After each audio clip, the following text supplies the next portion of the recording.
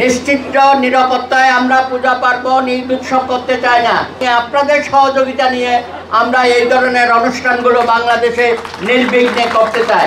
যে আত্মত্যাগ করেছে তাদেরকে স্মরণ করে আগামী দিনের ভোট যুদ্ধে বিএনপি সবার আগে এগিয়ে থাকবে। সাম্প্রদায়িক সম্প্রীতির ইতিহাসে ঐতিহাসিকভাবে এটা লিপিবদ্ধ থাকবে। আজকে এই অঞ্চলের হিন্দু, মুসলিম, বৌদ্ধ, খ্রিস্টান সকলে মিলে আমরা আনন্দের সাথে দুর্গোৎসব সহ সমস্ত জাতীয় উৎসব আমরা পালন করব। আপনারা বলেছেন নিশ্চিত নিরাপত্তায় আমরা পূজা পার্বণ ঈদ উৎসব করতে চাই না।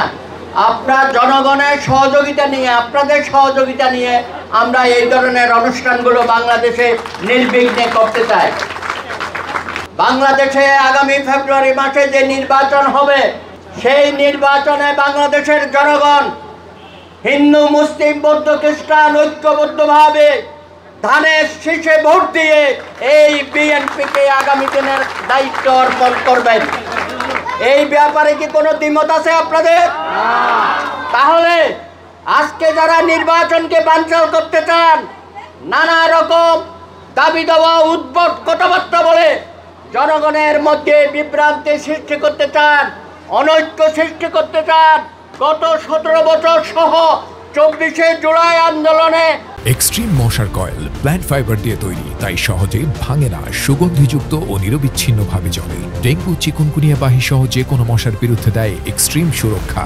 যারা আহত হয়েছে, নিহত হয়েছে, মায়ের কোল খালি হয়েছে, ক্রস হয়ে গেছে, যাদেরকে গুম করা হয়েছে, তাদের আত্মার প্রতি শ্রদ্ধা জানিয়ে বিএনপি শত শত নেতা কর্মী নির্যাতিত হয়েছে, নিপীড়িত হয়েছে, লক্ষ লক্ষ মামলা আপনাদের বিরুদ্ধে আছে, এখনো চলমান আছে।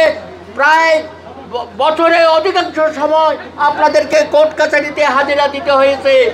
সুতরাং বিগত দিনের যে অন্ধকার পথ আমরা পার হয়ে গেছি, আগামী দিনে বাংলাদেশে বিএনপির নেতৃত্বে উজ্জ্বল ভবিষ্যৎ বাংলাদেশে আমরা রচনা করব।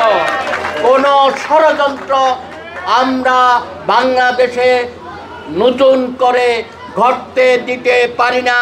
আমরা যে জাতীয় ঐক্য প্রতিষ্ঠা করেছি 24শে গণ অভ্যুত্থানের মধ্য দিয়ে, বাংলাদেশে বিএনপি সহ সমস্ত রাজনৈতিক দল যে আত্মত্যাগ করেছে তাদেরকে স্মরণ করে আগামী দিনের ভোট যুদ্ধে বিএনপি সবার আগে এগিয়ে থাকবে, সেটাই আমি আশা করি।